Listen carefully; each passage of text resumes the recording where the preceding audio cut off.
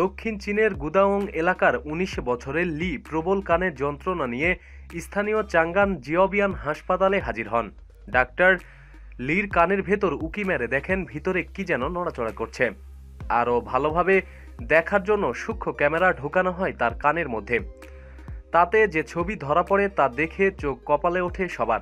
দেখা যায় লির কানের ভেতরে কিলবিল করছে অজস্র তেলাপোকা। সেগুলোর মধ্যে একটি আকারে বড়, অন্যগুলি ছোট ছোট। ডাক্তারদের বুঝতে বাকি থাকে না যে ক্ষুদে তেলাপোকাগুলি আসলে বড় তেলাপোকাটিরই সন্তান। সূক্ষ্ম চিমটার সাহায্যে একটি একটি করে তেলাপোকা বের করে আনা হয় লির কান থেকে। গণে দেখা যায় মোট ২৬টি তেলাপোকা বেরিয়েছে। ডাক্তারদের অনুমান লি যখন ঘুমিয়েছিলেন তখনই মা তেলাপোকাটি কোনোভাবে লির কানে ঢুকে যায়। তারপর কানের ভেতরই ডিম পাড়ে। সেই ডিম ফুটে যখন বাচ্চা বের হয় তখনই কানে চুলকানি এবং যন্ত্রণার সমস্যায় ভুগতে থাকেন লি। প্রতিদিন সব খবরাখবরের জন্য সাথেই থাকুন এবং সাবস্ক্রাইব করুন। ধন্যবাদ।